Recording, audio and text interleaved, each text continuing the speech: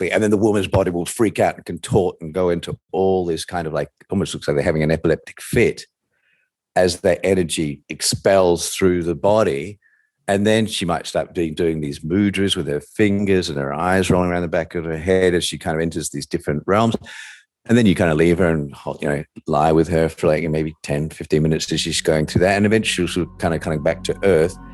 She will feel that womb orgasm for 3 days in her body.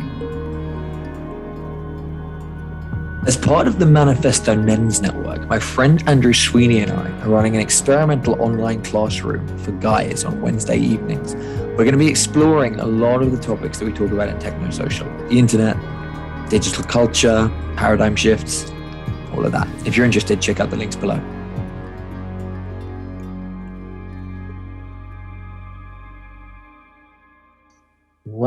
Well. So we are here today with Alexa Vartman, who is the founder of the New Tantra. Now, we did a podcast a few months ago with Paris and Timo from the New Tantra, which has wound up being one of our most popular episodes. Just called it How to Have Sex, I believe. And of course, with a title like that, people are going to run to it. But today we are here with the founder. And so Alexa, welcome. It's great to have you here with us. Fine. Great to finally talk to you guys. Thanks for inviting me. Yes, indeed. And so I thought, let's kick it off just with a bit of a what is Tantra? Because it's one of those, at least to my mind, still slightly confusing topics when I'm thinking about spirituality. Like there's people, like initially when I heard Tantra, I thought slow sex, and then I heard sex without coming. And then I've met people in the New Age scene who are very into it. And I discovered there's Hindu Tantra and there's Buddhist Tantra. And then I discovered there's the New Tantra, which seems to have its own flavor as well. And I'm kind of curious, is there a common thread running through in them? And what does Tantra mean to you? Well, that's the question, isn't it? What does Tantra mean to me? And that's why I came up with the name The New Tantra. So I didn't have to be restricted by the older tantric practices. And I'm not a big scholar and go back into the history and everything of Tantra, but for me, Tantra is a way of doing a strange thing, which is the sutric paths are about renunciation and about restricting your pleasure. And then there's other tantric practices which increase your pleasure. And you can use that kind of stretching mechanism in all aspects of life.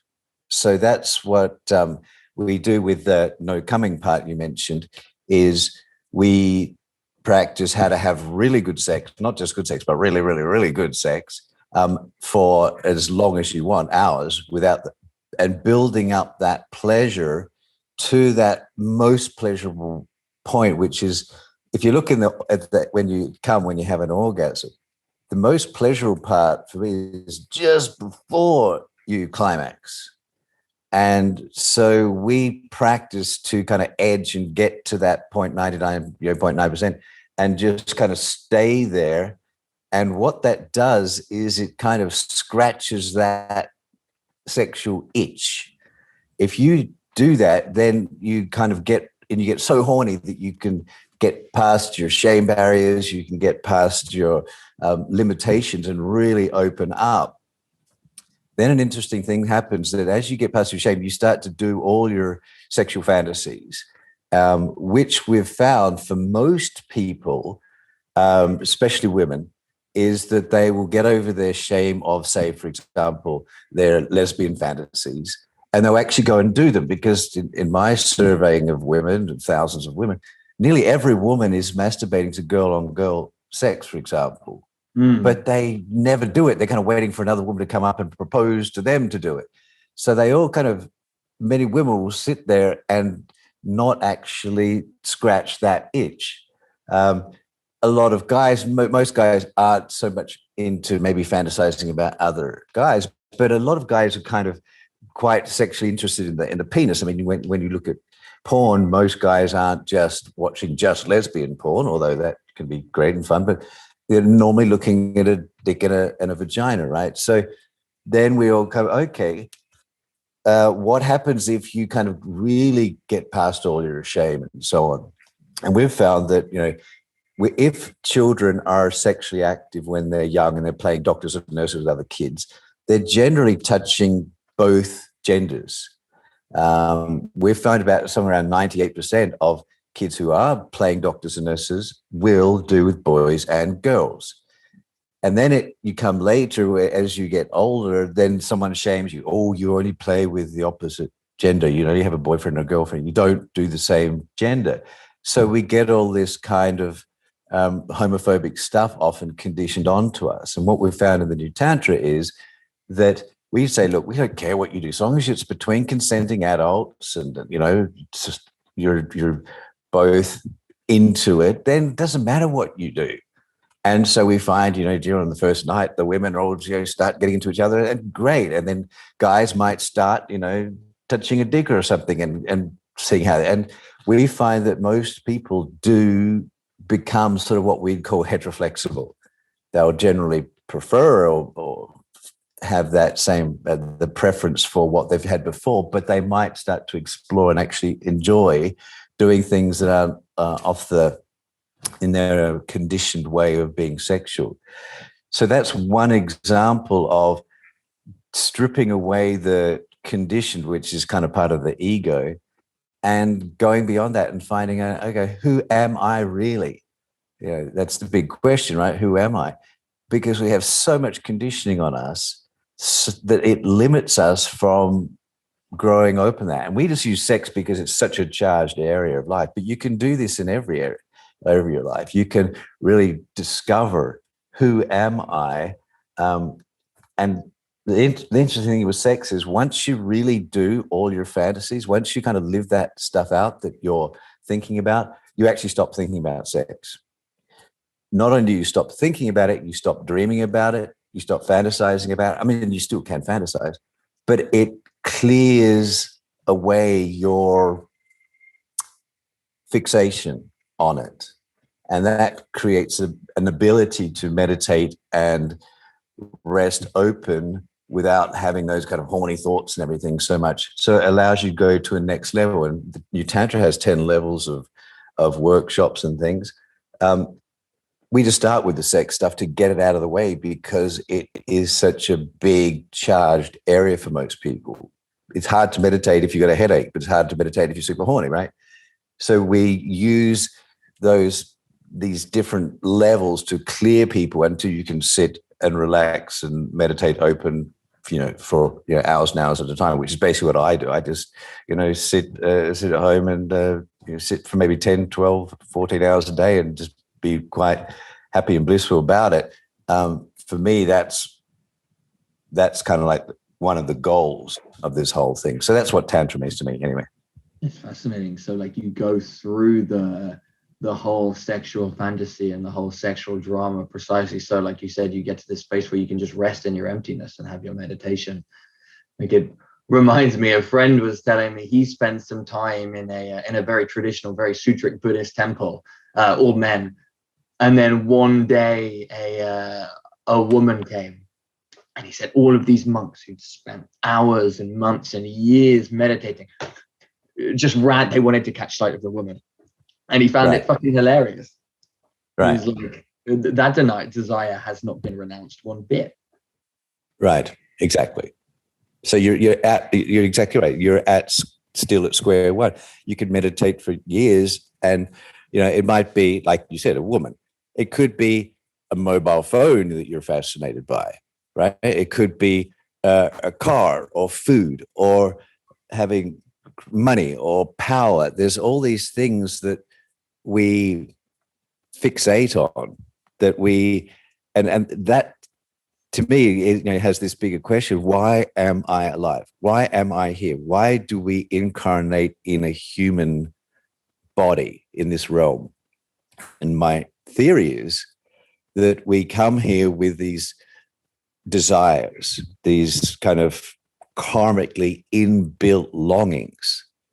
Okay, I have to have a body to have sex, but I also have to have a body to eat, or to enjoy traveling, or to enjoy having a family and all this stuff. And the question is, when do you really do those things to absolute completion? And say, like for me, I've traveled every country that I've been ever interested. I've been traveling for 30 years. And then there's the point where it's kind of like, I've been there and I've done that, and I know it's not really fundamentally any better than where I am right now. Okay. And you kind of scratch that itch and it kind of dissipates. I had to go through a whole thing of cars and fast motorbikes and computers and technology and all these things. What happens when you've got enough money that you've kind of bought everything that you've wanted, and you've kind of then bored with buying stuff? What happens when you've traveled the world? What happens when you've eaten all the best foods and so on, that you kind of get bored with eating? So you just kind of eat once a day just to kind of get it out of the way, but the rest of the time you don't think about it. What happens when you've had, enough possessions, or you've experienced almost everything you want in life? There's a lot of people that have done some of that stuff, but very, very few people have done it in the sexual realm. When you've done every one of your fantasies, but you've also mastered sex so that people will pay you for you to fuck them. That's where I got, where women were paying me 10,000 euros to have sex with them for one day. It's 20 hours I was with them. Because once you can not orgasm and you can stay at very, very high levels of horniness, it allows you to kind of be able to empathically feel into what the other person is actually feeling. So you don't have to guess and do technique. You can actually feel what they are longing for in that moment, and you can kind of merge with them. And once the woman's body has been de-armoured, which is, I think you spoke about this, Paris and Timo, taking out sore and numb points out of the vagina and the cervix. Those areas, the cervix, the uterus, they can orgasm, not like for 5 seconds like on the clitoris, but for 5 minutes. The womb can orgasm for 20 minutes at a much more intensity than the clitoris could ever orgasm. So there's ways with Tantra that you can open up someone else and take them way higher than they could ever take themselves. And you can go into these very profound, almost like you're taking mushrooms or something, into very profound spiritual realms just through opening up very deep parts in the body. For the women, that's the cervix, which is a gateway to the uterus. For men, it can be through the ass, through taking out the shame and the tightness and the pain in the asp and opening that up. You can go into it. So there's quite profound things you can do with the human body. And once it's really open, once you got to master it, it's just kind of like, oh, okay, ho-hum. Like I always say, every woman at the end of the sexual journey, at the height of their pleasure, the way the body opens is like clockwork, and every woman's built the same. There's no variation in how the cervix and the womb opens up yogically. And once you learn how to put that key in the lock, it's like, okay, I've mastered sex, I've been, and that's for me where I kind of lost interest in that. So for me, I don't have really not any interest in having sex with women for many, many years. I mean, you can ask Paris and so on. When we go out, we're hunting for guys, right? I'm not interested in women, because I know how to unlock that lock, and I kind of got bored with it. It's like, okay, so many women have paid me lots of money to do it, and it's kind of like, I wouldn't do it for free. It's a lot of work. And then you're having to try and pick up some woman and, chat her up at the bar and buy her drinks and take her to dinner and be nice to her and everything. And then go home and they have to do all the physical exercise on top of that. It's like, that to me is just like unpaid work. So that begs the question, do men have a more complex lock? No, not really. No, it's you can have way more pleasure through your ass. Again, you could use both, right? So the ass and the penis together, it's kind of like the clitoris for the woman uses the pudendal nerve. For the man, the penis is the connected to the pudendal nerve. So you can use that. But if you really want to have full body orgasms and so on, there's yogic ways to do that through the anus, which we teach on the workshops and show them how to do all that stuff. So no, it's also pretty simple. But you can't get to those really pleasurable things unless you get really good at not coming. Otherwise you start to get very pleasurable and it's game over very quickly. So I'd like to inquire a little bit around the coming bit. So you mentioned that in society, people are usually very bound up with sexual thoughts, and we come into this world with these deep longings. But in Tantra, it's kind of counterintuitive, whereby by not coming, you perhaps attain that satisfaction. Is that what you're saying? Because it does feel a little bit counterintuitive. So by not satisfying it, you satisfy it. Could you sort of elucidate me a little bit on that? Yes. So that little spasm orgasm, that little 5 seconds or 10 seconds of spasm orgasm is quite an intense little buzzer. And it's very pleasurable. But what I found is that as soon as I would come, then I would kind of lose interest in sex, right? I mean, straight away, your kind of appetite for sexual pleasure goes down. The person you're with often then looks more ugly or not so attractive. And it does seem to be this kind of repelling mechanism in the orgasm. I mean, it's kind of built into sow our seeds and try someone new. And I think I heard the statistic the other day is that the average length of time for marriage these days is 8 years. I mean, I lasted 10 years, but I mean, 8 years is it doesn't seem very long, right? Plus, less than 50% are even staying married anymore. So the whole thing with, okay, what happens if we don't take that little 5-second intense spasm orgasm? That's where I say with the edging, you can get very close to that horniness, but you don't take that cookie, as we always say, have 2 cookies after dinner instead of 1 right now, and not go for that instant gratification. So you get close to that amount of sexual pleasure of the orgasm, but you don't actually squeeze the bodily base and take it. And that allows that pleasure to circulate more through the entire body, which is a more subtle but sustainable level of pleasure. Does that make sense? Yes.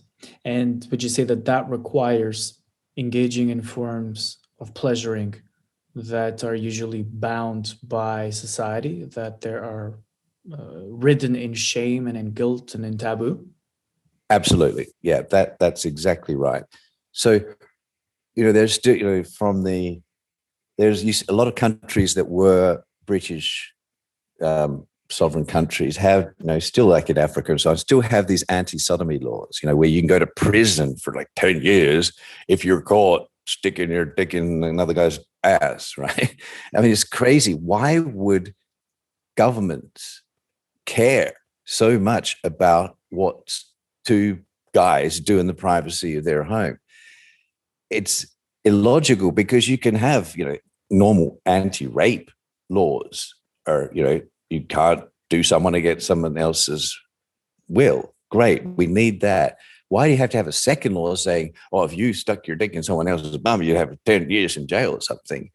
It's kind of illogical. They would have to have that extra step. Why is that? I think the main reason for that is there is so much fear and shame and contraction in the human body. Now, a woman will store that in her cervix. A man will store it in his ass. I mean, we can also store it in their anus, but a guy store that shame and that fear in their ass. So the fear of, go to prison and some big black guy is going to rape me or something. I mean, that's my idea of a good date now, right? But that used to be my big fear, when I was, a teenage boy or something. there is so much taboo in those areas. Why is your transsexual porn so big? Why is lesbian porn so big? Why is all these kind of shameful things? Often it's to do with a longing to do that yoga. And that's why we, in the TNT workshops, they will de-armour the men's and the women's anuses, de-armour the cervixes, take the shame out of that, take the taboo out of it. It's like, okay, wash your ass out. We have gloves, have lube, and what happens if you let a woman stick her finger in your eyes, guys, in your eyes? Does it feel pleasurable? Does it get you over that shame? Does it? And then you can open up. Now, one of the ways I learned how to be paid by women for sex is by being in that receiving position and learning how do I want to be taken? You can read a book about that all you want. You're not going to get very good at it. You need to actually maybe experience what does that feel like to have a woman stick her finger in my ass or fingers or whatever. How does it feel to be taken, to be kind of dominated a bit, to be directed and led, which are all, especially for men, that's a huge shame. We used to work in countries like Turkey, and the women would always come to us, my husband likes me to stick my finger in his bum, but he's so worried that makes him gay. It's like, no, it doesn't make you gay if you want your woman to stick your finger in your ass. What's the problem with that? But it's just such a taboo thing that no one really talks about, but most people are kind of masturbating to something kind of shameful. It's like, that is the one big thing, crusade I've had in my life is, as long as you're having consenting sex with another adult, it doesn't matter what you do. Don't have any shame about it, because often your fantasies are longings that could yogically open you up. So you're exactly right in your question. It's just those taboos and shames are limiting our yogic practice. So from what you say, I gather that one of the biggest longings that you've noticed that are taboo have, in the case of men, have to do with their asses. What about with women? Women seem to have less sexual shame than men. I mean, women can, hold hands and kiss with another girl, guys don't generally do that as much unless they're gay, no problem. But so women don't seem to have as much shame, but they can still have shame, especially around themselves doing things. So women might not be so judgmental about someone else. Like quite a lot of women will watch men's gay porn, for example. Or they will have a friend, oh yeah, my friend's lesbian, or my friend's gay. They don't have a problem with it so much, but the shame can be more on themselves doing stuff. I think about, girl on girl stuff, but I don't actually ever really go and do it, or so on. So yeah, you're right. Men just seem to have a lot more of this kind of bravado of, I'm just into women. I'm not into women. Oh, okay, maybe when I was a little child, like 3 or 4, I used to play with boys and girls, but I'll erase that from my memory because I just didn't know any better then. So that's what we find in TNT, as I alluded before, that a lot of people will just relax that whole taboo shame thing. And then you can find that you're quite different to actually how you believed yourself to be, which is a voyage of self-discovery. Can that be challenging for people? Oh, it's incredibly challenging. Incredibly challenging.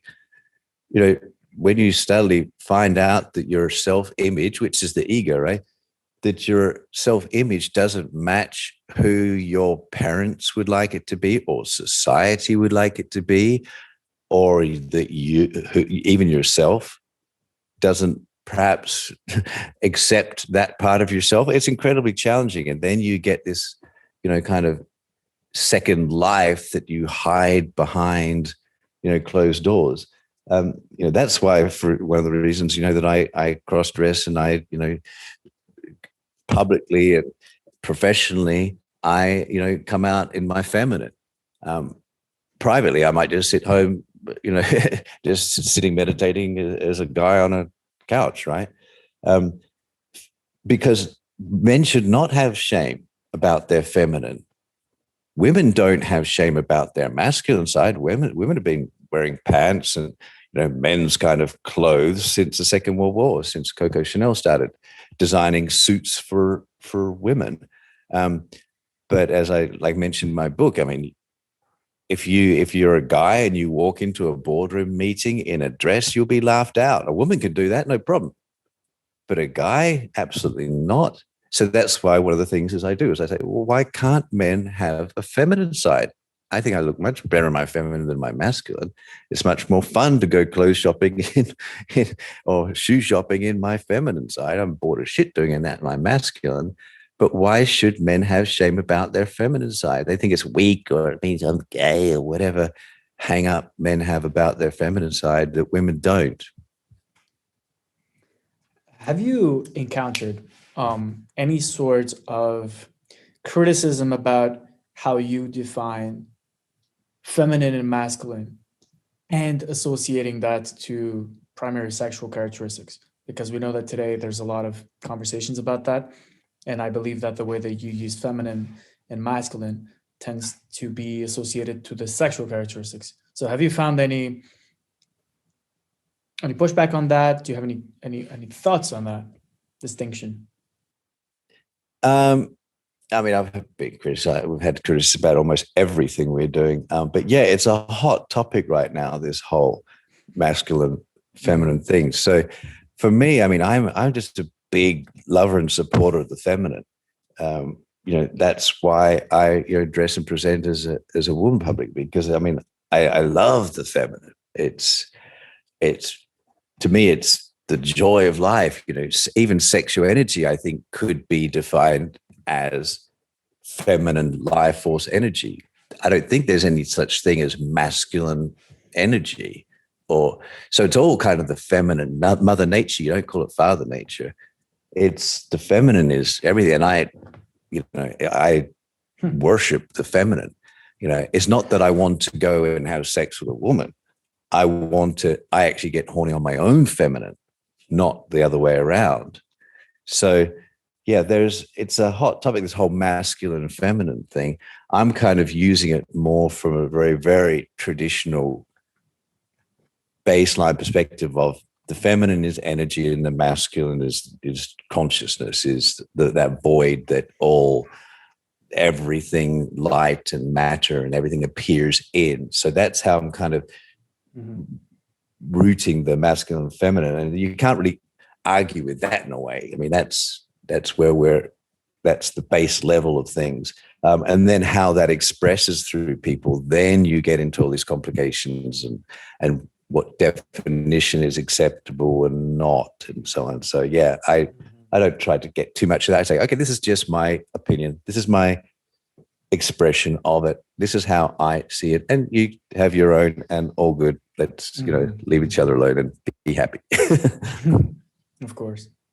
And another one that comes to mind here is that, do you think that you mentioned a while ago that taboo breaking is important? Now, the way that I see it, taboo breaking can be very energy powerful. It can generate a lot of energy precisely because of the breaking, because of the transgression, because of that, that overcoming of a prohibition. But would you do you think that society's norms can get so relaxed that certain taboos will no longer be taboo and therefore deplete that energy? I don't know if this question is clear enough, but maybe. No, yeah. I think that is the definition of evolution.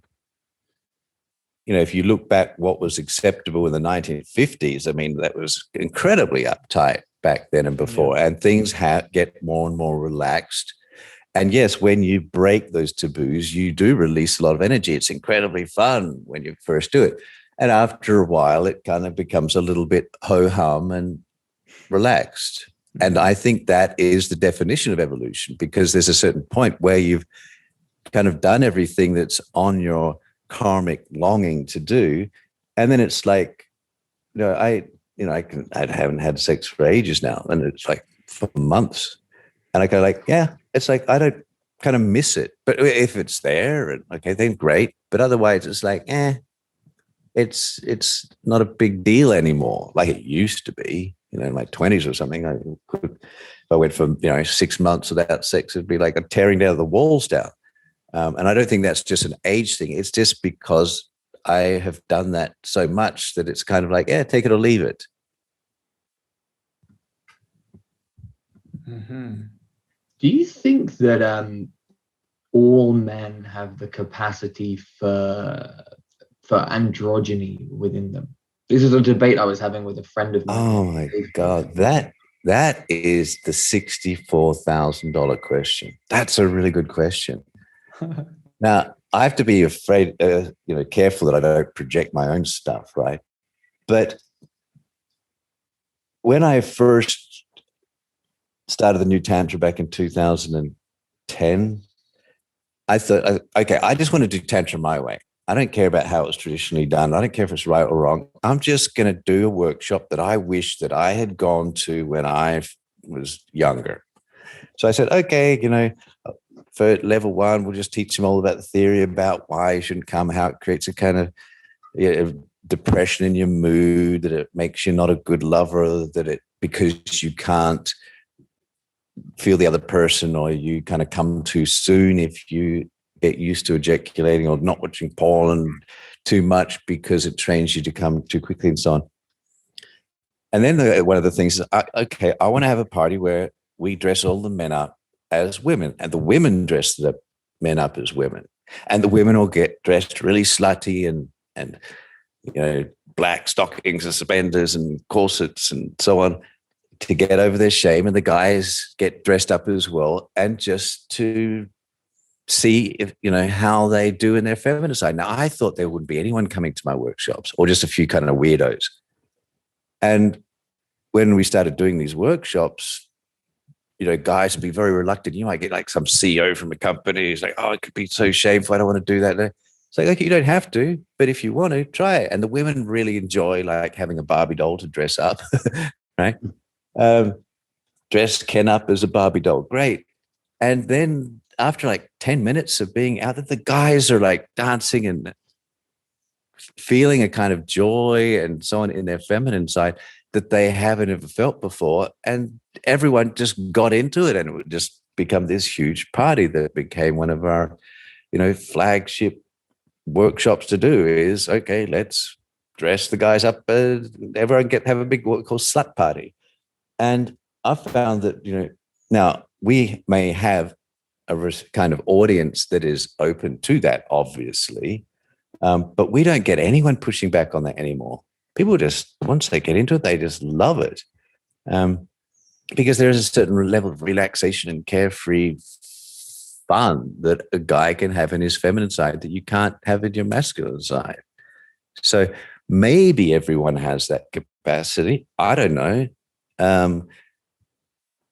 But it's certainly in our people who come to our workshops seem to. Now, they've probably heard about it before, and that's why they're coming. So it's hard to know. I don't know really if everyone has that capacity, but I would suspect maybe 90%, 95% of guys, if they actually had no shame, if they were brought up in a culture, in a world where men and women would change, which we might be in, 100 years or 200, 500 years from now. In Star Trek, Gene Roddenberry, what his name is, puts guys walking around there also in their uniforms with skirts on. Maybe he really is a visionary. Maybe it will be very common for men in the future to be in their feminine side also and not have shame about it. I hope so. Yeah, it's like I said, I was just having a discussion with my friend Cadel Lost about it. I think partly inspired by the fact that we hang around with our mutual friend Alexander Bard, and like love Alexander. Yes, he's great, right? Cadel and him are in the Alps at the moment, fucking writing the next philosophy masterpiece, I think. So I think he's right now as we're speaking, actually. So, right. He's such an interesting character. Yes. Yeah, he's fascinating. And such a big part of his philosophy is around archetypes, right? Right. And so he's like theorizing that there are androgynous archetypes, and then there are like androgynous priestly archetypes, and then there's what you might think of more like traditional masculine archetypes, like warriors and hunters and so forth, and whatever they play out as today. And I guess what we were wondering is whether for, say, a man in like a very warrior archetype, like let's take a guy who's a soldier, for example, about as masculine as you can get, would a tantric androgynous practice be of any benefit to that? I mean, the question, what would he get anywhere near it? I don't know. Two, would it be of any benefit to him? Again, I don't know. That was just kind of what we were riffing around. Yes. Again, I can only give my experience in this, but I found that I was able to get stronger in my masculine when I embraced my feminine side more, which sounds, kind of illogical, but, I don't know about the soldier doing it, but I certainly found that I could, be riding motorbikes, or I could tough it out, or I could, be kite surfing or mountain climbing or whatever more kind of macho things. I did a lot of karate for many years. I found that I could be stronger in my masculine out of the bed, but also in the bed. I could be more present and directive if I had gone into my feminine side very strongly also. And the stronger I got my feminine, the stronger my masculine side got. And that's why in the new Tantra, we recommend switching, because if a guy is, and just talking sexually, because it's a very obvious way to illustrate it. If a guy is doing all the work, all the push-ups, spending the energy and being present for the woman and opening her up, sooner or later, he's going to run out of charge. He's going to run out of energy. And that's why I mentioned before, the feminine is energy. Like, she's lying there in a heterosexual scenario, receiving the guy and kind of enjoying that, and she's getting more and more full of energy and so on. There's a point where he'll just be depleted, like one battery draining and charging up the other one. If you want to be able to, fuck for like 20 hours or whatever, like I used to do, you have to be able to switch back and forwards. I mean, after half an hour or something, you need to be in the feminine to get your batteries recharged. And I found that not just in the bed, but also in life. If you're just, and maybe that explains why these CEOs or these very powerful executives that will then go to an extreme level of like BDSM submission or something to a mistress to really get their batteries recharged there. Maybe that's one way. And I think that should be part of society that has no shame about it. It's like, you're always in a dominating position or directing position. Sometimes you want to surrender and be let. It doesn't mean you have to put a dress on, but just to be directed, told what to do. You're my little play sexual toy now. It's your turn to receive. So, yeah, I don't know if it's for every. That's why I say maybe 95% of men that might work for, but there might be a small percentage of guys that just would never work for them being in their feminine. And that's cool. We don't need to be one or the other. So, yeah, that's my take.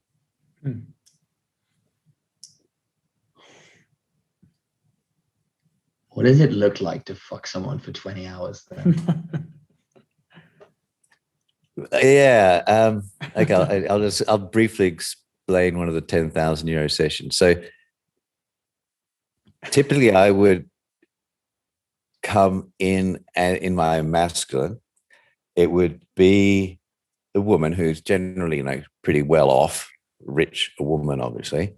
Often it would be the husband or the boyfriend would pay also, because he wanted to learn how to really fuck his woman really well. So I would come in, and often I would start with a woman, and I would come in my masculine, and I would say, okay, and you both get sexually tested and show your certificates to each other and everything, so that you can kind of be free, because it's hard to do the energy transfer stuff and be, fucking for hours and hours with condoms and things, right? So you get sexually tested for every single STD, and then you get consent, you get, sign forms and so on, and then you say, okay, now would you like to surrender, because you look pretty fucking hot to me, and I'd really like to take you. And then I just would go super masculine. It's like, okay, yeah, you want me to be rather dominant? Yes, okay. And you get consent, you make sure they're kind of, and then I would kind of very much mentally dominate them.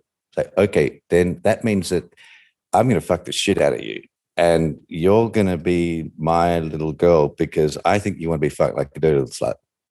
Is that right? And they go like, yeah. Okay, cool. Good. Take your clothes off. Right. And then I would just dominate the way that I wish guys would do that to me. I don't want a guy say, hey, kid, do you kind of want to be sexual now? Should we play around? And I don't know. Do you? Like, no, just fucking take me. Fuck me. Because the deepest expression of the feminine, once she's loved and honored and cherished and knows she's safe and it's all consensual and so on, if the guy's just super nice all the time, she's going to get bored with that. So there's a point where the woman really wants to be allowed to get over her shame of being a dirty little girl and be really fucked. So then that's what I would do. I would make sure that her vagina's been de-armoured prior. So you'd have to do all that in the session. And then I wouldn't sit down and worry about foreplay and all that stuff. I mean, the woman should be wet and longing just from you talking to her, looking her in the eye and say, okay, right, turn around, show me your ass. Yeah, I'm going to fuck that so hard. Oh my God, you're fucking hot. Look at that ass, look at your body, legs. Put this on, dress up, you're my sex toy. Put these stockings on. I want to see you in a corset. I want you to pull your hair back. I want you to, dress up for me, because you're my sex toy right now. And it sounds it sounds so kind of wrong, that, oh, you're going to be my sex object. That's in my feminine. I want to be that guy's sex object. I want to be there, that he's desiring me. So then I would do that. Then I would fuck the shit out of her, which is, okay, you once the cervix is de-armoured, my dick will go straight away to the cervix. It doesn't, I don't sit there licking their clitoris or, fiddling with their boobs or whatever too much. I'm kind of looking at her and I'm sliding in slowly in her, then I'm making sure that her cervix is de-armoured, and then I'll slowly and gently start to, with not much movement at all, I'll start to like bump against the cervix and move energy into her cervix and check that there's no pain there. And normally if you put your dick on a woman's cervix that hasn't been de-armoured, it's like sticking a knife into her. It hurts like hell. So you have to take that numbness and that pain out of the cervix. But once you do it, it's incredibly intensely horny part of the woman. It's probably the most horny part of a whole woman's body. And then you just kind of like, you don't have to move a lot. You don't have to do a whole bunch of pumping and this and that. You just kind of bump against the cervix, and then I will talk to her and I'll make her or invite her to own her slutty side. It's like, okay, you like that? Yeah, you like that? You really want me to fuck it? Yeah, yes. So you want me to fuck you a little bit harder, this? Yes, yeah, a little bit harder. Okay, you want to be fucked like this, and then you build it up over time. So maybe in 20 minutes, once there'll be a point where that woman will just be going completely out of her mind, and then I'll be like fuck talking the whole time. See, men are more visual. Women, and this is a generalization, are generally more auditory. They need to hear what you're doing. They want to hear you say, okay, you really want to be fucked like a dirty little girl, like this, bang. Like, yeah, like this. You mean you want to be fucked this hard? Like the really dirty girls, bang, bang, bang, bang, bang. Yeah, like that. Bang, bang, bang.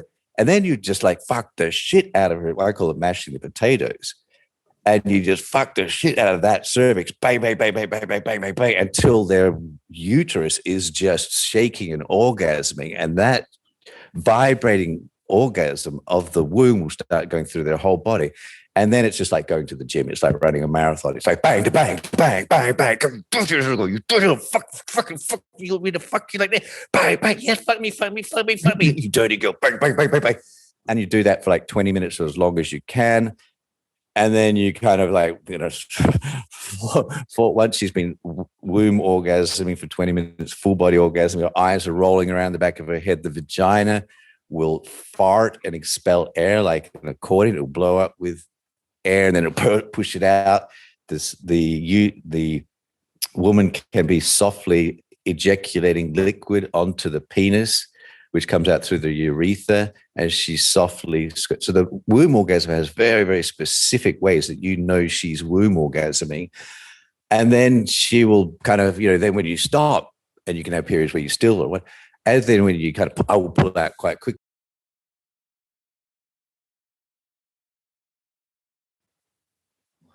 And then you've kind of run that marathon. And then if you want to continue, you have to then switch. And that's when I would go and say, okay, good, let's have a break.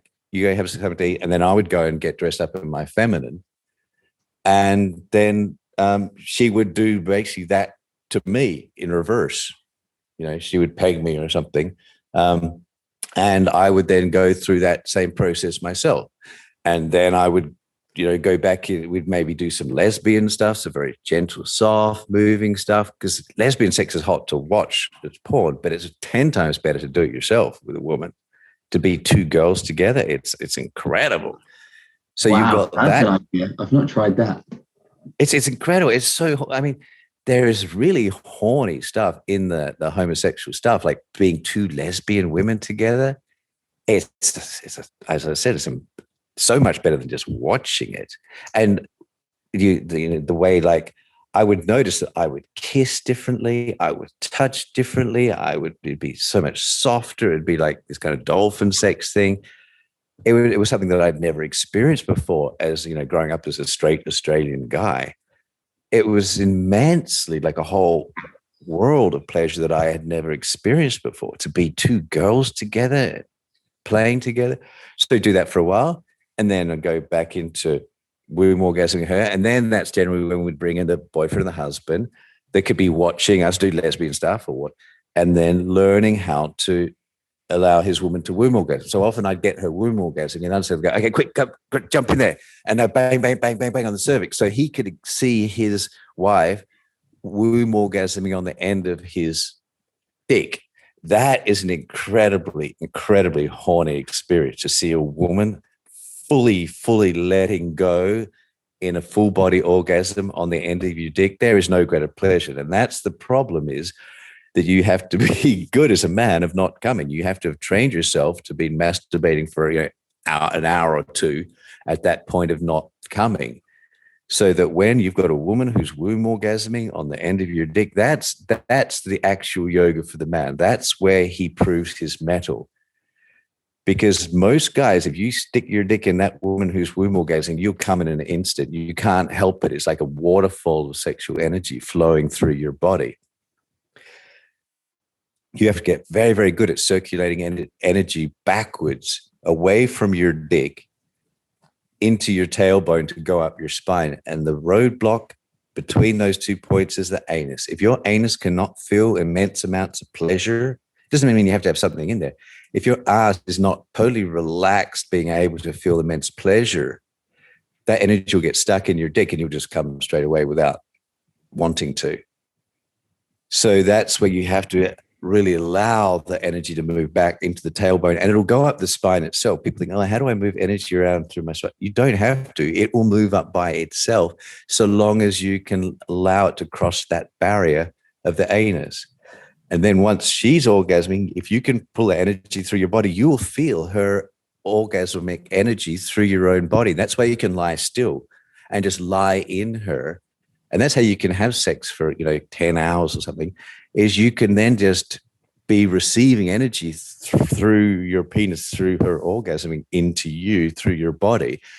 And then you can circulate energy between the two of you. And that's when you can go to these incredibly divine, beautiful realms without having to expel a lot of energy. And that's where you can, good tantric sex is the equivalent to sleeping. You can, 5 hours of good tantric sex is like 5 hours of fucking. So, quite often we would just not sleep. But you're not tired the next day because you've been receiving so much energy. Now, obviously, after a while, you need to dream and so on.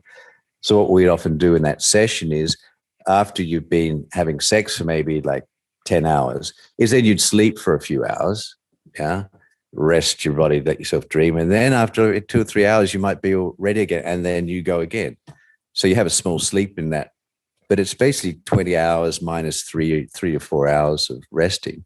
It's like 16, 17 hours of pretty solid fucking. And that's why they would pay 10,000 euros for that, to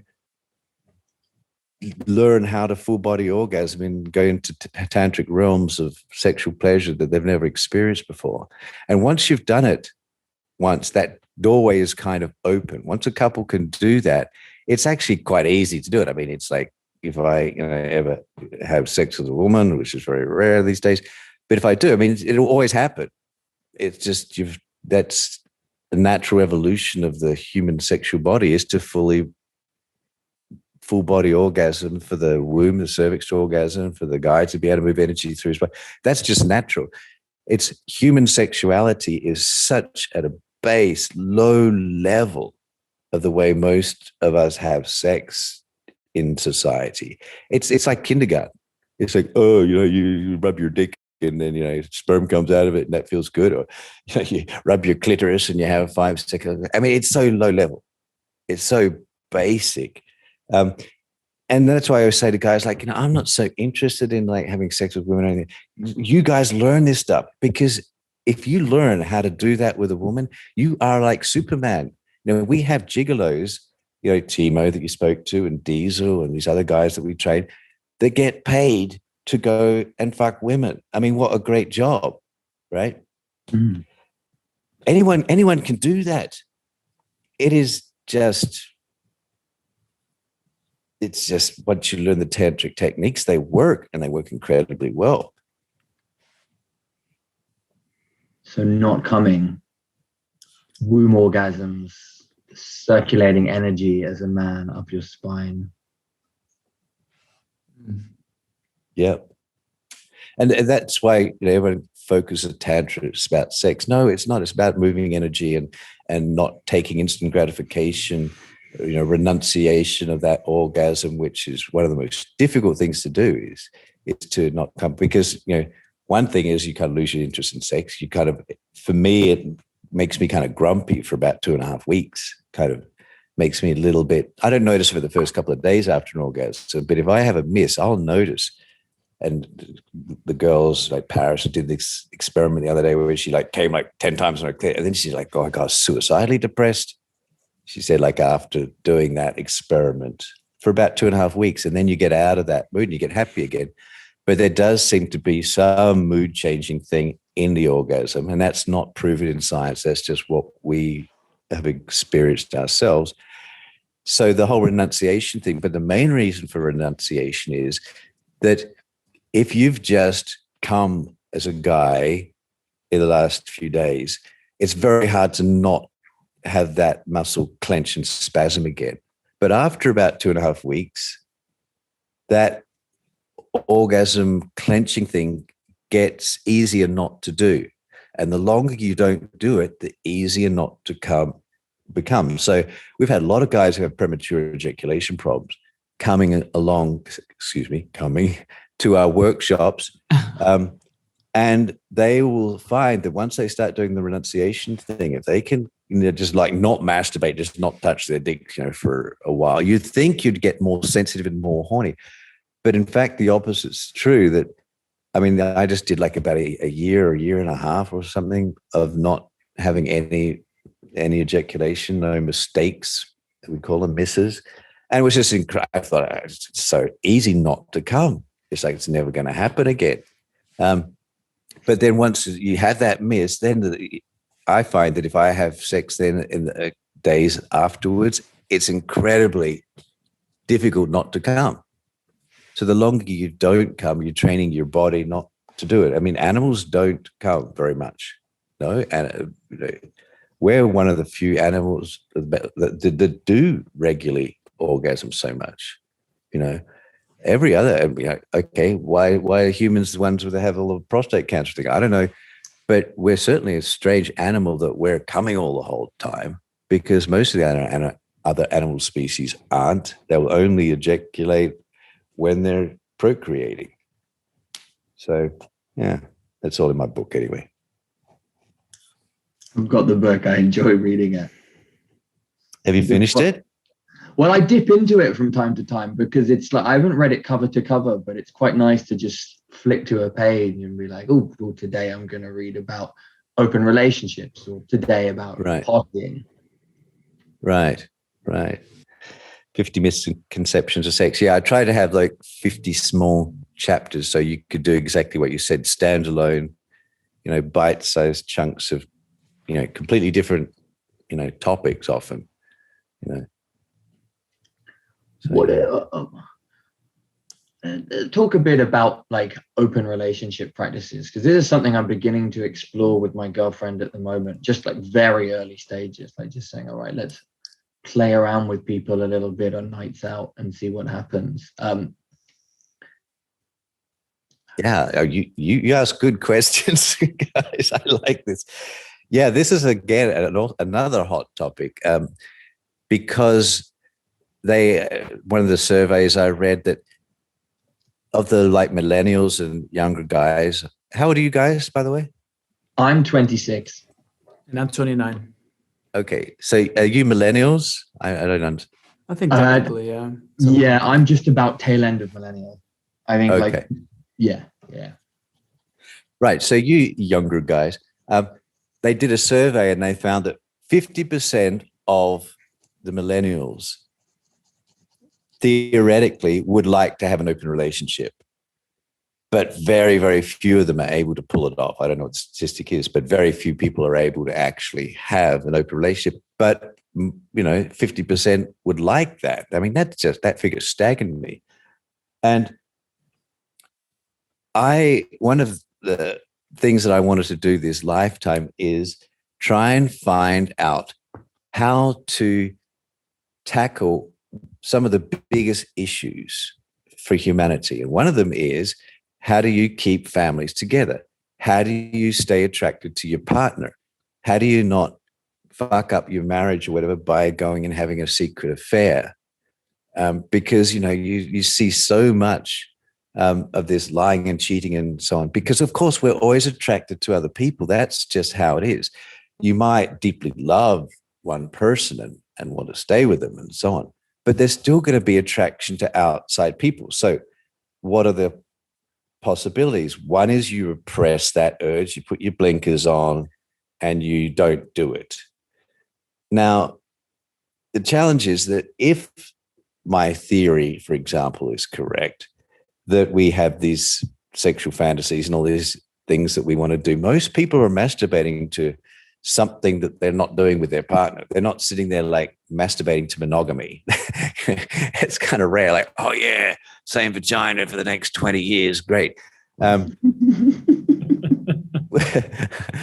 they're, we're thinking like dirty little things like group sex or same sex or cross-dressing or little fetish stuff, or that very often you don't do with your partner. You can't do bisexual stuff with one person.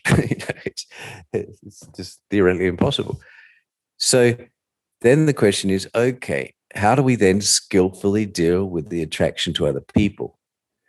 And that's why I kind of wrote that. There's quite a few chapters in that book about monogamy, and it's one of the big fears. A lot of people, especially women, say, "Oh, if I come to your courses and do Tantra, does that mean I have to have sex with other people?" No, you don't at all. There's absolutely monogamous couples that'll come to our workshop and they will just do all the exercise together. That's great. I mean, it's so much easier to be monogamous with some person. You don't have to worry about STDs. You don't have to worry about jealousy and comparison and all this stuff. It's much less drama being monogamous. Now, for some people, that's where they want to be. That's great. And I totally support that. But there's some people like yourselves that say, okay, but I would actually like to try and have an open relationship. Right. Well, then you're going to have to do a shitload of work, because you're going to have to deal with your insecurities and your jealousy issues. What is jealousy? Jealousy is basically fear of losing something that you value. Or, I'm insecure. She might get fucked by a guy who's better fucking me, or has a bigger dick, or whatever. So it brings up a lot of often our really deep, not just shames, but fears, insecurities. And that's why it's such fertile ground for growth. How do I deal with my insecurities? How do I deal with transparency? How do I feel, So we always say, if you want to start practicing open relationship, the best way, we always say, is, we have like a whole bunch of points in my book about it, but the main one is, if you want to do it, then talk about it. Talk about the rules and transparency and thing. And then what you do is you invite a guy into your bed, not a woman. You invite another guy into your bed. It doesn't mean that you have to play with the other guy sexually, but it can be really fun to open up your woman, two guys together. Most women are fantasizing to it. Vast majority, right, of being fucked by two guys. Great. Team up with your brother and, fuck your woman together. There's going to be a lot less drama. You try and bring two women together, you're going to have drama off. And you're going to try and satisfy two women. I mean, don't even try that unless you can totally womb orgasm one woman open. You're not going to be able to satisfy two women. So, and if you suddenly you're going to find the new one more interesting and attractive than your current one, then you can get into all that sort of problems, and it's just a potential, clusterfuck. So, yes, well, that's what we say. Bring another guy in. Now, if you can then, if you want to play with him and get over your homophobic stuff and suck his dick or something, then cool. Then see if you like it or not. I mean, for me, the most straight guys are the ones that go, yeah, I've sucked a dick. It was fine. It was no big deal. Whatever.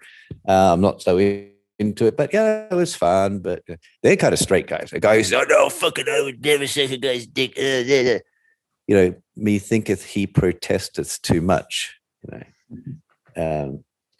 There's probably something there. I mean, guys that are, I had some friends in Sydney when I lived there. I was like the straight guy that would hang out with all the gay guys. And a couple of my friends got gay bashed by like 10 guys. And then when he was lying and they got a bleeding to, this two of those guys came back and tried to have sex with them. Homophobia is, generally a sign of latent homosexuality. So, there's a whole bunch of good stuff that can happen in open relationship, but you've got to then, work through your stuff.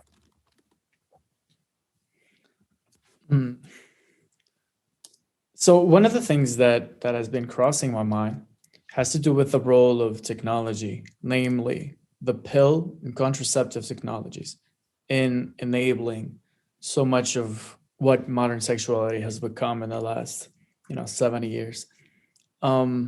Because before that, sex implied very likely pregnancy.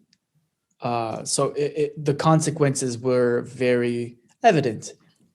Not so much right now. And so for the last 70 years, we've been dealing with the consequences of that. Do you have a point of view on this, also in light of how your practice of Tantra and sexuality are rooted in traditions that are older than 70 years? I'm not sure I totally understand your question. Just some comments on that, and then we'll see if I answer it. The pill was a huge thing for the sexual revolution, for when they could take control of their sexuality. And, that's all pretty well documented. Now, in Tantra, we don't have to worry about that because you're not coming. you're not ejaculating. Right. So that whole contraception issue is just not an issue for us because we don't do that. Right. Okay.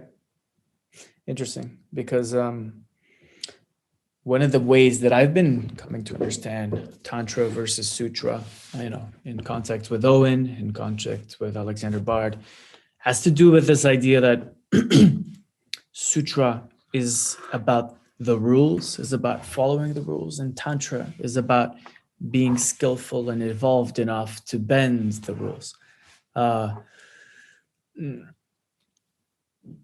And it feels like the pill is kind of this silver bullet. All of a sudden, you get to bend the rules without any consequence. You get to have sex without consequences. You get to have free sex with however many people you want, male to female, without pregnancy being a consequence. And so that's what's been on my mind recently, really, trying to understand how restraint versus unleashing come to play here, because I asked this in the previous question, and it kind of remains true until now, which is I'm very interested in how this interplay between total, like restraints, I will not come. How does that connect to I will not come, but I'll let myself do anything else with a massive lack of restraint?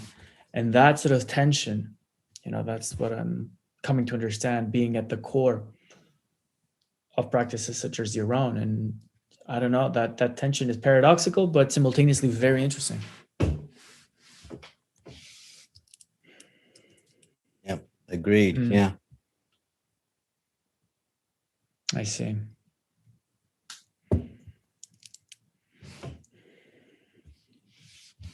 Oh, and do you have any?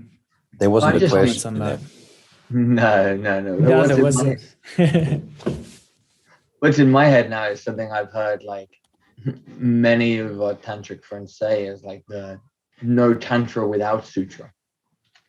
So this not lapsing into one or the other kind of way of thinking. But for example, I've had recommendations from friends like, right, if you're going to start exploring the tantric path, make sure you've got a strong sutric foundation. Make sure you've got some kind of meditative or yogic practice, some kind of structure in your life, so that when these intense flows of desires and the identity transformations that kind of come along with them happen, you are not just like someone being thrown out of a boat into the open ocean.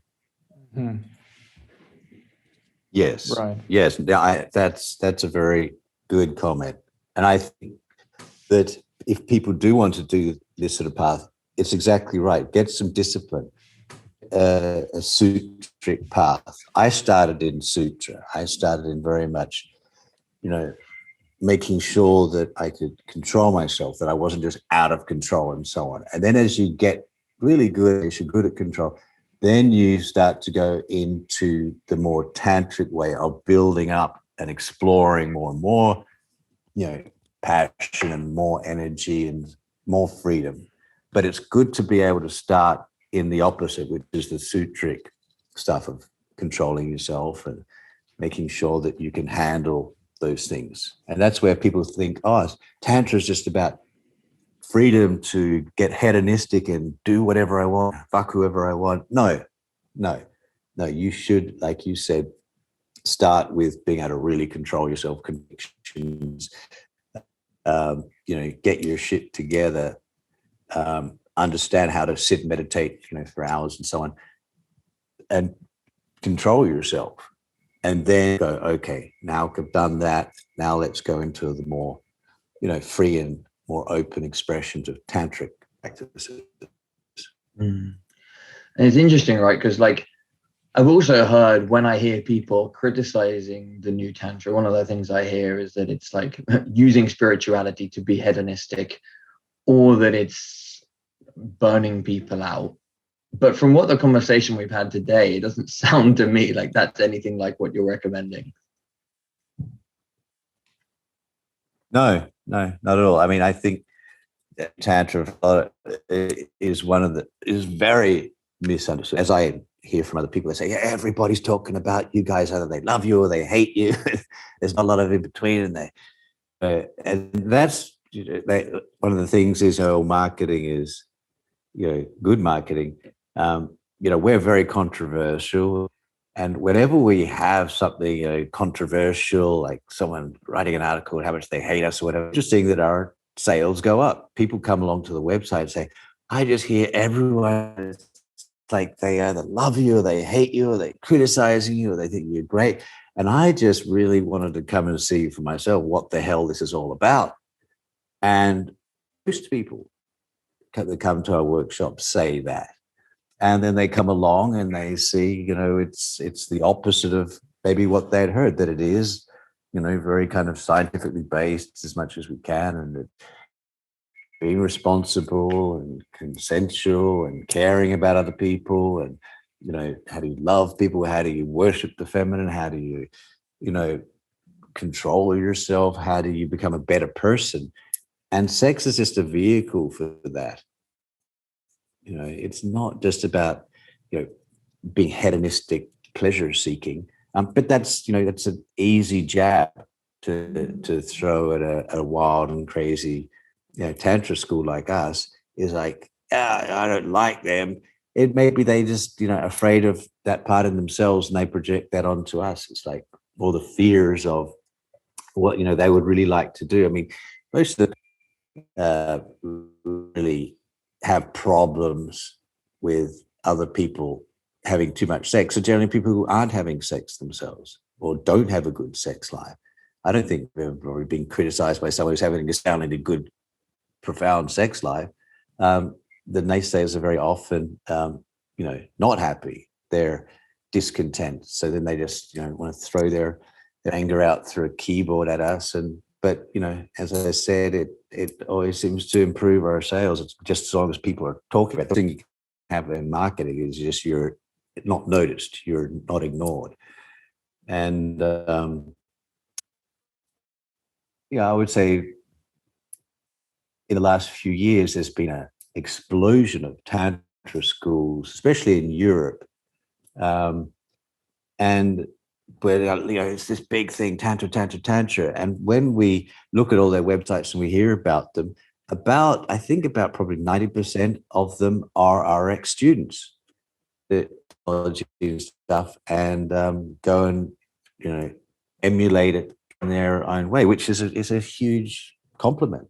It's like open up something that hasn't maybe been done before, even though Tantra is thousands of years old or something, where we've opened up things that have seemed to really help people, and they might say, I could do it better, I'm going to go and do my thing. Like, no one seems to get anywhere near the numbers that we get in our workshops, but great, let's get Tantra out there. Let's spread the word and try and do it responsibly and safely and consensually, and that become better people. So I'm all for it. Why is it that some people hate you guys so much? Is it like you said, there's people who are dissatisfied actually project? Yeah, I think you've got this Dionysian, Apollo, Polyany, whatever.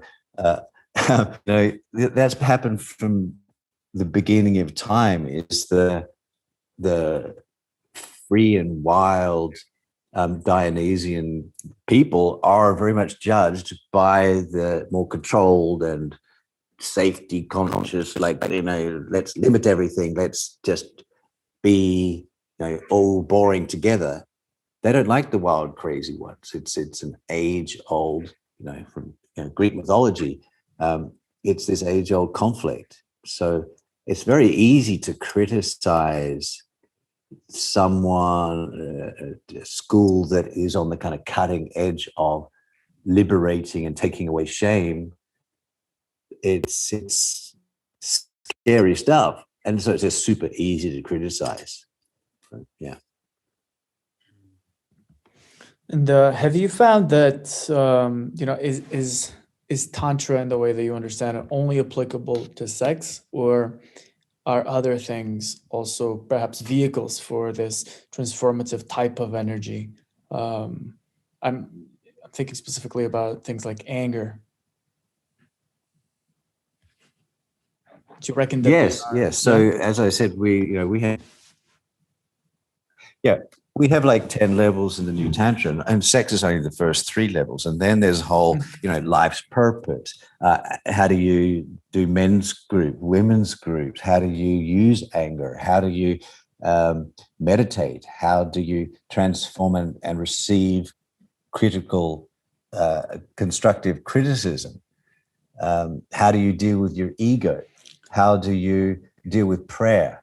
How do you deal with surrender? So there are all the higher levels that we go to. It's just that everyone seems to want to talk about sex, so we'll talk about it. But for me, that is just the beginning. And what are the tools, that are involved in those levels? Because we've spoken about some of those sexual tools, but we haven't spoken so much about the tools involved in other levels, other flows, other abilities within the human system. Yeah. Right. So I'll briefly go through our 10 levels. And this is kind of like an old system. They don't use this system so much now because I'm not there, and some of these levels are not available. So level 1 is all just the theory stuff of the not coming and so on. Clothes on, super safe, just getting the theoretical framework. Level 2, but there's a level 0, which is dealing with the primal therapy and cognitive to understand your stuff. Like, you should have a strong base in therapy and dealing with stuff even before you start doing Tantra is my recommendation. So then level 2 is off, doing the de-armouring, the anus and the vagina, learning how to actually have sex. Level 3 is the wildest level, and that's where the sex stops after level 3, is you basically do your fantasies. You write them up on the board, your top fantasy, and then everyone fulfills each other's fantasies, and it's completely wild and crazy. And so that gets you to the point that then you've done all your fantasies, and then you can stop thinking about damn sex and you can move on. Level 4 is where you go into devotion, you go into prayer, you go into surrender practices. And we would do things like, we'd say, okay, you're going to lead a group of 5 people through an exercise for 10 minutes, and they're going to rate you to 0 to 10, honestly, how open them up to God. So they would go and do this, and they would just fail badly, and we'd take the average score of every person, and the average, would be 1.5, 2. And then we'd teach them how to surrender, how to be devotional, how to pray to not, God or a specific guru or anything, but just their higher power, whatever they can relate to, whatever God form and they would go and do the same exercise again once they had prayed, and we teach them how to pray in a non kind of dogmatic way, but in a way, a really open-hearted, vulnerable way, and then do the exercise, and then the average score up to around about 8 in performance level. So it's kind of like a semi-scientific way to prove how to get humble and let spirit move through you. So that's level 4. Level 5 is constructive criticism. You get in groups of 5. You research and call it's the person in the middle, their friends, their family, and you find out what people actually really think about them and that don't say to their face, that they wouldn't be able to sustain their friendship if they said to their face. And they take all that energy, they compare it together, and then you put that one person in the middle and say, okay, this is what people really think of you. Generally, they think you're a great guy and you're really cool and you're honest, but here's your shadow side. And they tell you how your ego is operating, and it's horrendous. It's horrible. And most of the people who hate TNT with a passion are people that have gone through that workshop and saw something about themselves they didn't like, and then they just kind of kick it back on TNT. Now, we used to do that feedback ourselves, which was very dangerous, because if that person can't handle that constructive criticism and can't feel that you did it trying to serve them, they can put on that they don't understand me, they hate me, they've got a personal vigilante against me, and I'm going to hate them and criticize them. And most of our harsh critics are people that we got too close to their ego and showed them a dark side of themselves that they could not accept, and then put it out on us and called us the devil and whatever. So that's level 5. But I would say if you can survive that one, that's one of the most powerful transformation tools, is to really look at your own shadow side and then give them tools how to deal with that stuff. And you can grow incredibly from that. Level 6 is where we would used to do prayer and ceremony together, and we used to drink like kava kava, which is a natural tonic in America, which is, has no hallucinatory effects or anything like that, but it just seemed to slow down the talking to ourselves mind. And if I could go into a spiritual state called a satori, I could then transmit that to other people when they're a little bit more open, just from not thinking so much. And people could go into, a satori, which is kind of like a temporary enlightened state, where you suddenly look at yourself and you can see yourself from a higher perspective, and you see your mind and your ego and your body doing stuff, and you can kind of detach from it. It's kind of like an out-of-body experience, but you're all of a sudden entered into the world, and everything kind of turns to light, and kind of not like light, bright light, but things fluoresce in a kind of subtle green thing, and it's incredibly pleasurable. And we would just spend 2 days in that sacred ceremony space. But we can't do that workshop now because I don't need that workshop, and no one's been in satori since I left TNT. So it's I'm not interested really in teaching anymore. So that level was not offered. Level 7 is life's purpose stuff, where you sit for a week in absolute darkness, isolation, no sound. You got earplugs on. You're sitting with a whole bunch of other people, maybe 50 other people, and you just sit for a week and you consider, why am I here? What's my life's purpose? And interesting processes happen in that, and you get to see what you're perhaps resisting, what you need to face, and deal with that. Level 8 is a teacher training, where we train people how to do like the TNT massage, which is this whole massage I designed that can really open up the body and leads to quite interesting yogic things happening in the body. But also we train like the gigolos, and the femdoms, how the women can learn how to dominate men tantrically, the guys how to become tantric gigolos, or a teacher training where they learn how to be a teacher in whatever they wanted to teach in their own right. And it's very, very tough, level 8. We have very high standards that you have to be really good to teach anything with the TNT. And that's why I think we have a lot of very good teachers in the new Tantra. And that's why I stepped back to allow those guys to do that. And then level 9 is about how do you meditate? How do you go into a space where what I call daytime dream yoga, where you watch yourself as if you're watching from consciousness, the same consciousness that is there watching yourself dream at night. You get to the same place where you can watch yourself, your body in this waking dream, and expand consciousness through that. So that's level 9. And then level 10 we don't have, because that's the whole kind of enlightenment thing. But who knows if that's even real or how to do that, because I certainly can't. So level 10 is the kind of ultimate goal, which none of us are qualified, and probably no one on this earth right now is qualified to kind of teach, because there doesn't seem to be too many enlightened people in this world right now. So that's the 10 levels. Wow. Some of those levels seem really intense. Oh yeah. Yeah. And then how many people have done all 10 levels? Well, no one's done all 10 levels. How many people have done all 9 levels? A lot. Maybe, I don't know, 100, 150 people.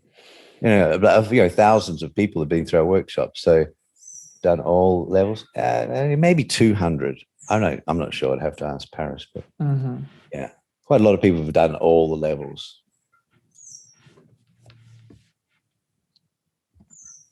Remarkable. Level 5 is the fucker. I can see that, because like getting that ego feedback and really just seeing that shadow side, especially in like a spiritual ritual space around people who are actually trusted. Like if someone goes, Owen, you're a bitchy, manipulative asshole, and I can say, oh yeah, fuck off, whatever. But if it's someone who I look up to in a fucking ritual space, then I think that's gonna hurt. Yeah, that hurts like fuck, that level. It's you got to be strong mentally. You have to really work through a lot of stuff to deal with that, And that was one of the mistakes that we made in New Tantra. In the early days, we, would take, people who were just not ready for that stuff, and they would say yes, and they would pay their money, and I really want to hear what people say, but we attracted some quite mentally unready, not strong enough people in the early days. People who wanted to be fixed or healed by us. We are not a healing therapy kind of thing. It's just, these are workshops. So yeah, you have to really, and that's why I said we switched from us as the facilitators giving that feedback. That was really dangerous, because then some people would just hate you after that. It's more difficult if you've just got 5 random strangers in your group and you're all just trying to help each other. It's much more difficult to project your anger on one person after that. When you've not got someone who's like in that guru position or teacher position. Exactly. Yeah, and that's why I stepped out of it. I just got sick of being in that teacher position and people acting all weird around you and all the projections and all the. I mean, you just, you see some people just outright lie or hate you, or just, even though you're trying to help them. So I was like, fuck it, I'm done. I'm out of here.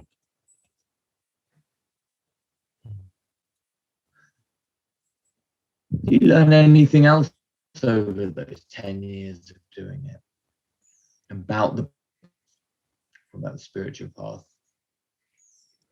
Sorry, you dropped out for a moment. I mean, I was wondering. Yeah, so I was wondering, like, I guess you mentioned you learned about being selective, about who comes up and moves through it. Were there any other like serious learnings about what it means to walk a tantric path, or even a spiritual path, full stop, over that? How many years was it? 10 years you were doing TNT? Yeah, a lot. I haven't had, we made a lot of mistakes nowadays because this was very uncharted territory. So yeah, I was very naive when I first started the New Tantra, and I just kind of thought that people were intrinsically good and that they, all wanted to grow and they wanted to learn and things. And then I kind of saw over time that it's more the exception, the person who really, really wants to grow and see their shadow side and deal with that stuff. So that was probably one of the biggest learnings for me is, not all people really want to grow and learn, and with the kind of vigor and gusto that I did. I mean, I was kind of crazy. I would just go to the toughest teachers I could find and say, tell me all my shit, just lay it on me. And I thought most people were like that. And then I realized, like, no, most people want to feel good about themselves and stroke their ego, and they don't like when that is challenged. So yeah, that was one of the big learnings. What was your journey as a student like? I wanted to ask this at the start, but we never got there. Like, because I'm super curious, where did Alex Vartman, the TNT I come from? Yes. I love being a student. So I've always traveled around the world trying to find teachers that could challenge me. So I went to India. I studied went to Osho Ashram. Studied. I mean, I've studied, looked into. There's some good technology even in Scientology. It's often there's good things, even though the institution or whatever might be kind of corrupt or whatever. There's some, there's often gems. So I went to a lot of different schools, a lot of any workshop that I found. I did a huge amount of therapy. I did meditation workshops and visited gurus in India and other Tantra teachers and things. And I don't know, I must have gone to like 20, 30, 40 different teachers and so on. And I was always very lucky that, I would kind of step into these places and they would, for some reason, welcome me with open arms and like, have a lot of kind of respect for me. And I managed to get into kind of like the inner circles of some very, very influential teachers and things and taken under their wing. And I'm very grateful to all my teachers. And then it got to a point where it's like, no, I want to do something that's kind of more weird and different. And I, want to branch out and do something unique. And, I can't do that under anyone else's name because, it might be kind of, I don't want to embarrass them or, okay, there's our great student, Alex, wearing a dress. It's like, I'm not the kind of, trophy student like that. So then I just, okay, I'm just going to branch off and do my own thing. And so that's where I started doing the new Tantra. And that's why, as I said before, I wanted to call it the new Tantra, just so I could be free from having to follow other traditions or lineages or whatever. So, yeah, that's it in a nutshell.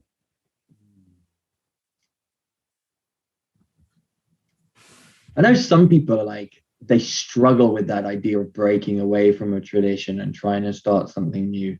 There's like the traditionalists, right, who are like, no, if you're doing Tantra, it needs to be Tantra as it's been done for 2,000 years, or else you're gonna I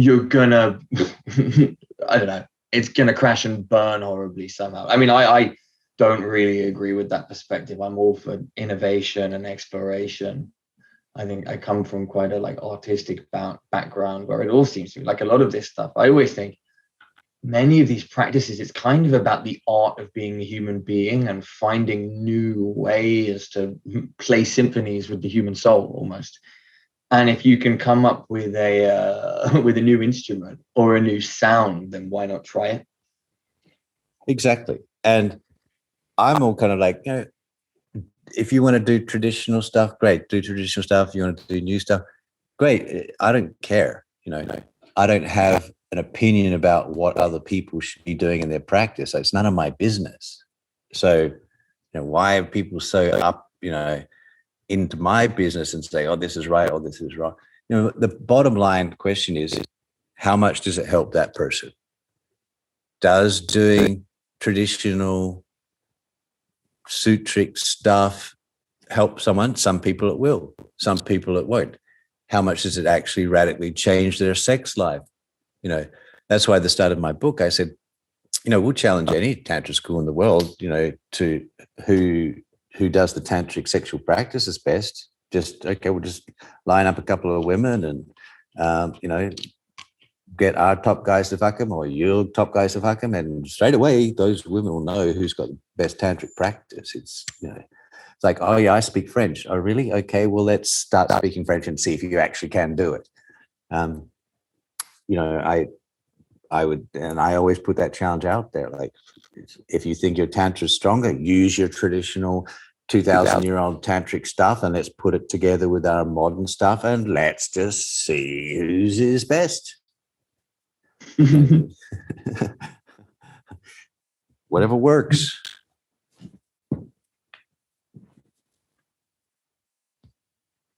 What works. That's fantastic. You're reaching a point where we can wrap this up. Like, need to finish in a few minutes anyway. Daniel, I don't know if you had any final thoughts or comments at all. None at all. I'm still digesting so much of what was said here. Kind of buzzing, but it was a fantastic conversation from my side, at least. It was great to hear. Yes, great questions. I loved it. I very enjoyed hanging with you guys. Likewise. It's good to meet you. Like, I've heard your name from many people. I know many of your students, and now I get to meet the elusive Alex or Alex. Let everyone digest themselves. Great. All right, guys. Well, take care. Thank you so much. Thank you so much, Alexa. Likewise. Thank you for your time, and happy meditating. Yeah, thank you. Back to my boring meditation practice. All right. See ya. Ciao. Alrighty, bye-bye. Bye.